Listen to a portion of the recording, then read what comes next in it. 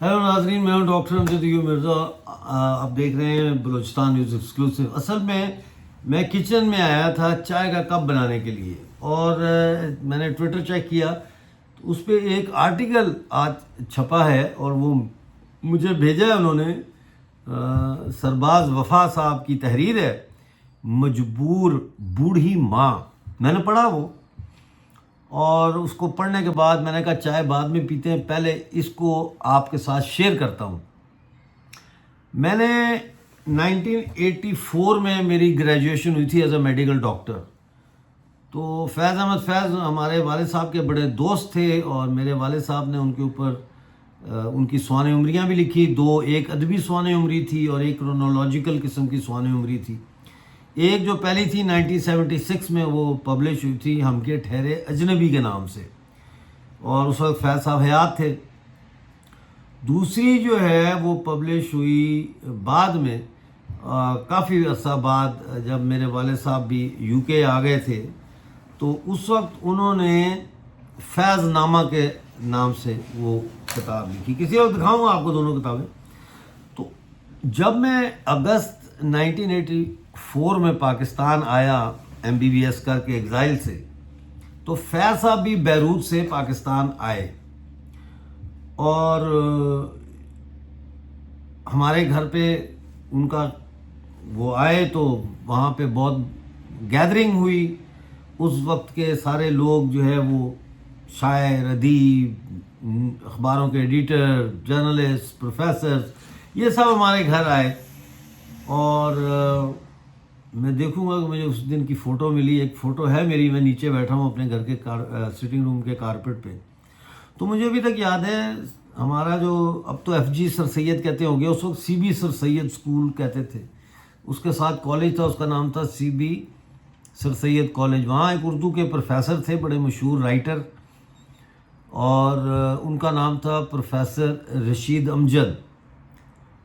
उन्होंने फैज़ साहब से एक सवाल किया था। उन्होंने कहा, फैज़ साहब, रूस में बहुत बड़ा जो है वो अदब पैदा हुआ, जैसे गोरकी ने माँ का नावल लिखा, फिर and quiet flows the Don है, और बेशुमार लिटरेचर जो है वो शाया हुआ। लेकिन इनकलाब के बाद हम देखते हैं कि आहिस्ता आहिस्ता वहाँ पे उस पाए का लिटरेचर पैदा नहीं हुआ। इसी तरह चाइना में भी लिटरेचर जो है वो हम देखते हैं कि सोशलिस्ट रेवोल्यूशन से पहले, जैसे लूशन है, यांग मो है, ये बड़े बड़े राइटर थे और भी थे जिन्होंने बड़ा अदब पैदा किया। और उसके बाद अदब नज़र नहीं आता चाइना में उस तरह का। इसकी क्या वजह है? तो मुझे अभी तक याद है फैज़ साहब ने कहा कि बड़ा अदब वहाँ पैदा होता है जहाँ बड़ी इनकलाबी तहरीकें हों, या जहाँ पे कौमी आज़ादी की तहरीकें हों, वहाँ बड़ा अदब पैदा होता है। बड़ा अदब कॉन्फ्लिक्ट के नतीजे में पैदा होता है। और वो मेरे बाद 1984 की आज तक मेरे दिमाग में वो बैठी हुई। और जब मैं बलूचिस्तान का आज का अदब पढ़ता हूँ, शायरी हो, मज़ामीन हो, फ़लसफ़े के ऊपर मज़ामीन हो, या इस तरह की तहरीर हो, तो मुझे फैज़ साहब की वो बात याद आ जाती है कि आज वहाँ बड़ा अदब पैदा हो रहा है जहाँ पे कौमी आज़ादी की तहरीक है। खैर, उस वक्त फैज़ साहब से जब सवाल पूछा गया तो एक ज़िमनी सवाल भी पूछा, और वो ये कि फिर आज आप क्या देखते हैं कि कहाँ पे बड़ा अदब पैदा होगा? तो उन्होंने कहा अरब में पैदा होगा बड़ा अदब, क्योंकि वो वहाँ पे कॉन्फ्लिक्ट जो है वो बहुत तेज़ी से पक रहा है।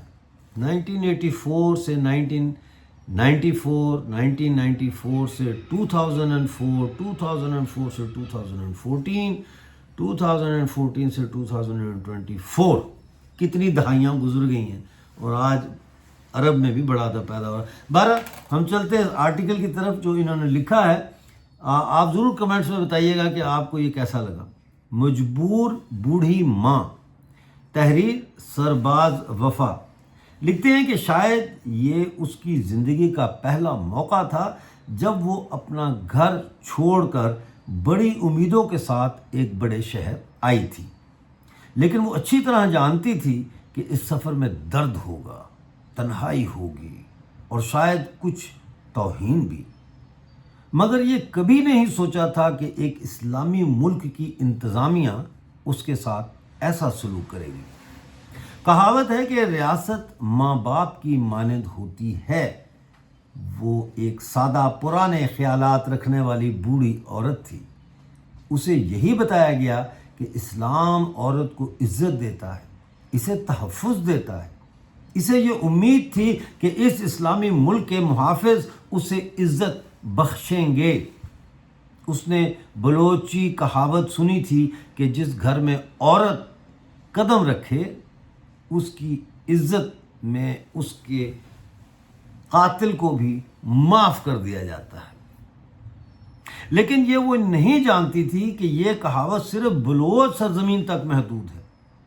اس نے کب سوچا تھا کہ ایک دن وہ ایک مہذب کہلانے والے ملک کی سڑکوں پر پولیس کے دھکوں اور ریاستی تشدد کا سامنا کرے گی، جہاں عورتوں اور بچوں کو عزت دینے کے بجائے انہیں بارش، طوفان اور سرد ہوا میں سڑک پر بٹھا دیا جاتا ہے، صرف اس لیے کہ وہ اپنے پیاروں کی بازیابی کی فریاد کر رہی ہیں۔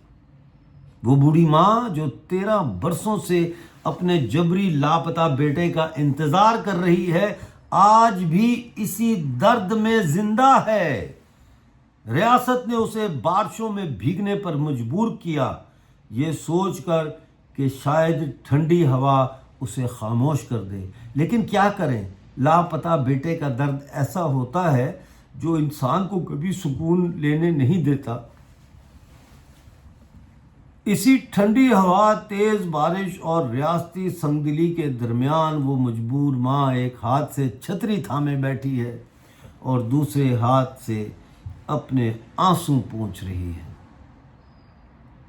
شاید انتظامیہ سمجھتی ہے کہ تشدد اور جبر سے اسے خاموش کر دیا جائے گا، مگر حقیقت یہ ہے کہ لاپتہ بیٹے کا غم انسان کو نہ صرف زندہ رکھتا ہے بلکہ اسے مزاحمت بھی سکھاتا ہے۔ یہ صرف ایک تصویر نہیں بلکہ ایک سوالیہ نشان ہے ان تمام لوگوں کے لیے جو خود کو انسانی حقوق کے علمبردار کہتے ہیں۔ یہ بارش میں بھیگی ہوئی مجبور ماں معاشرے اور ریاست سے سوال کر رہی ہے،